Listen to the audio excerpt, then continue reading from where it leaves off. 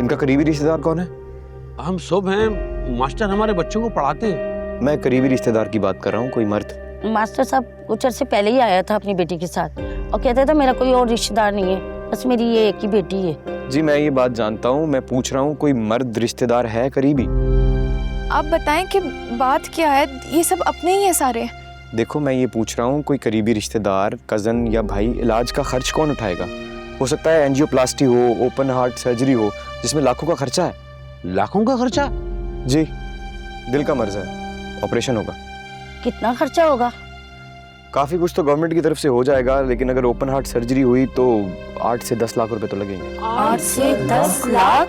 ये बेचारी लाएगी कहाँ से और ये खर्चा उठाएगा कौन? हम सब गरीब हैं और ये हम सब इकट्ठे भी करेंगे, मिलाकर के भी तो मुश्किल से 1 लाख कर पाएंगे हम लोग। अभी इन्हें फौरन उठा के गाड़ी में लेके जाइए ना, होगी देर हो जाए। आइए आइए, सर के नीचे हाथ रखें। सुनो, वो कंप्यूटर के काम पे जो लड़का रखा था मुझे आजकल नजर नहीं आ रहा। सरकार वो इम्तिहान देने के लिए शहर गया है, ये सारा हिसाब किताब उसी ने बनाया था। इतना पढ़ लिख कर क्या करेगा? कलेक्टर बनना है क्या? 2 टके का लड़का हर वक्त इम्तिहान देता रहता है। पता कराओ इम्तिहान दे भी रहा है या बहाने बना रहा है। जी वो इम्तिहान दे रहा है, मेरी बात होती रहती है उससे। सरकार उसकी वजह से क्यों अपना मूड खराब करे? मूड तो खराब होगा ना, इतना पढ़ लिख कर क्या करेगा? कंप्यूटर चलाना आ गया बस, इम्तिहान देने ऐसे गया जैसे हुक्मरान बनना है। सरकार, हम छोटे लोग बड़ा आदमी बनने के ख्वाब जरूर देखते। ख्वाब देखने के लिए आंखें बंद करनी पड़ती हैं, और मैं चाहता हूं कि हमारे नौकर अपनी आंखें खुली रखें ताकि वो अपनी हैसियत को पहचान सके। सरकार, हमारी मजाल के हम सर उठा सके, और वो भी आपके सामने। हाँ, मगर ये नई नस्ल जो उठ रही है इसे पहले झुकना होगा। हमारे सामने सर झुका के हाथ फैलाएंगे तो भीख मिलेगी, वरना हम भी उनका इम्तिहान लेंगे। नहीं सरकार, गरीब लड़का है, जरूरतमंद है। मैं समझाऊंगा उसे कि नौकरी कर ले या पढ़ाई। हाँ, समझा दो उसे, वरना काम से निकाल दूंगा। ज्यादा पढ़ने लिखने की या बाबू बनने की कोशिश ना करे। जरूरतमंद है, जरूरतमंद ही रहे। कहीं ये ना हो कि कंप्यूटर का काम छुड़वा कर मैं उससे झाड़ू लगूं। सरकार नाराज ना हो, मैं उससे कह दूंगा, वो छोड़ देगा पढ़ाई।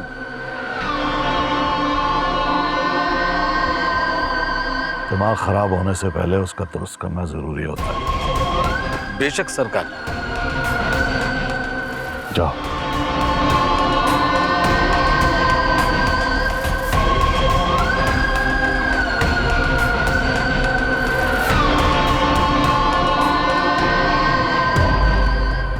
या अल्लाह, मेरा इस दुनिया में बाबा के अलावा कोई नहीं है। अगर तुझे इस वक्त कोई जान चाहिए तो मैं हाजिर हूँ।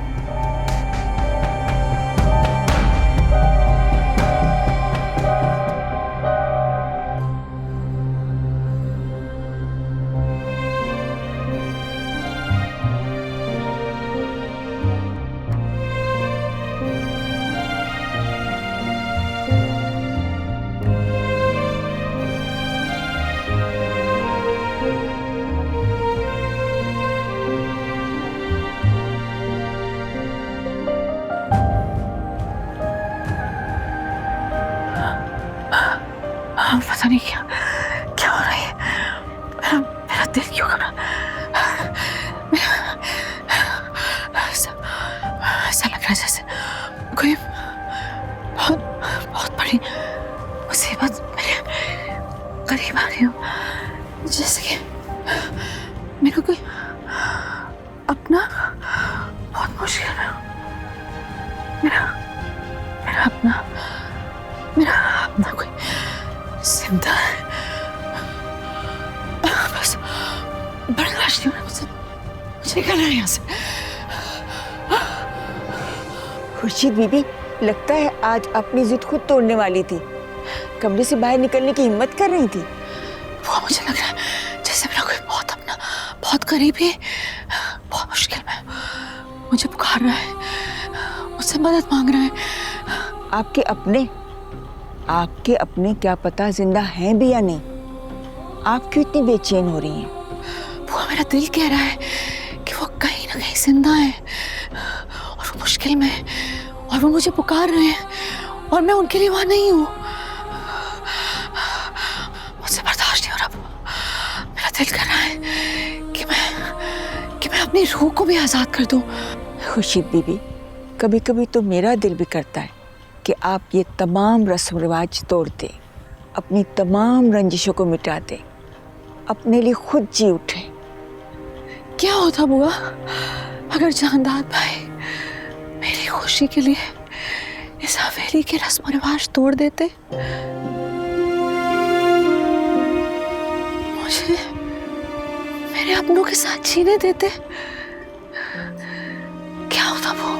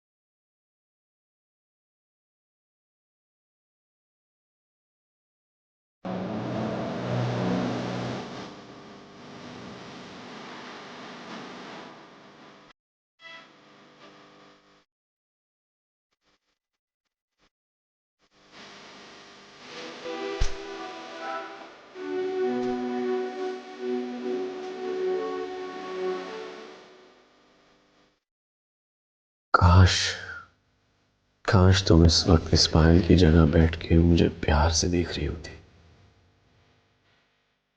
अगर ऐसा होता तो मेरी तो शायद नस नस ना जुड़ती।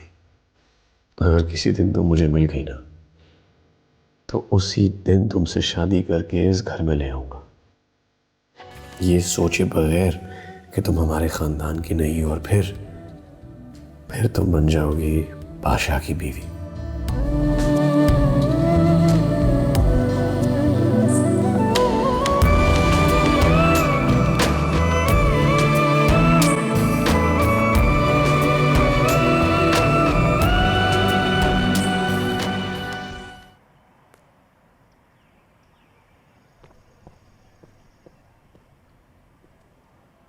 बेटा कोई आपका अजीज रिश्तेदार कोई भी है, और अगर है तो उसको बुला लो।